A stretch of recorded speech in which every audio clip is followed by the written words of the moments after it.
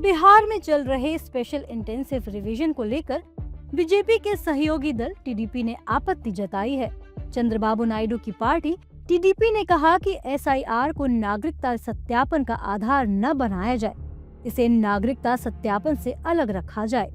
इसके लिए टीडीपी ने चुनाव आयोग को ज्ञापन भी दिया है और चुनाव के 6 महीने से पहले स्पेशल इंटेंसिव रिवीजन कराए जाने की बात कही है। इससे विपक्ष को बीजेपी को घेरने का मौका मिल गया है।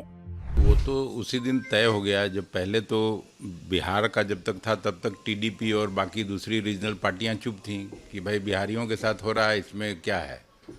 लेकिन जब इलेक्शन कमीशन ने कह दिया कि पूरा बिहार मॉडल पूरे देश में लागू होगा, तब टीडीपी अपने नींद से जागी है।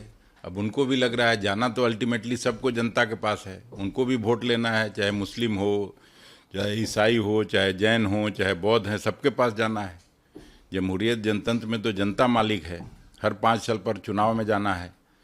तो अब उस कठिनाई को देखते हुए उन्होंने भी पत्र लिखा और सभी पार्टियां लिखेंगी बीजेपी को छोड़ के।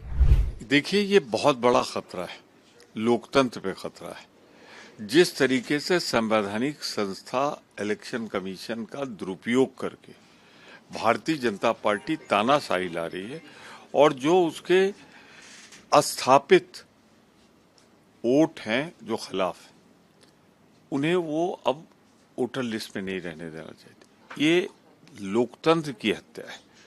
तो इस पे आप देखिएगा, ये सरकार अभी तो एक सहयोगी गया है, इस पर जिनको लोकतंत्र पे आस्था होगी सब इस सरकार का साथ छोड़ेंगे, इस पाप में कोई भागीदार नहीं होगा। जबकि एनडीए के नेता टीडीपी की आपत्ति को व्यक्तिगत बता रहे हैं। एसआईआर नागरिकता सत्यापन का मामला है ही नहीं। वह पूर्णतः सिर्फ जो वोटर्स हैं या वोटर लिस्ट है उसकी एक गहन जांच का विषय है और कानून के अंतर्गत रिप्रेजेंटेटिव पीपल एक्ट के अंतर्गत ये बड़ा स्पष्टता से लिखा गया है कि वोटर वही हो सकता है जो देश का नागरिक हो और 18 साल से ऊपर की आयु का हो। उसके अंतर्गत इलेक्शन कमीशन काम कर रहा है। हमारी सहयोगी पार्टी है टीडीपी, उन्होंने जो चुनाव आयोग को सुझाव दिए हैं ये उनका अधिकार है। लेकिन जहाँ तक बिहार का संबंध है, वहाँ एसआईआर प्रक्रिया अपने अंतिम दौर में है। 90% मतदाताओं का पंजीकरण हो चुका है।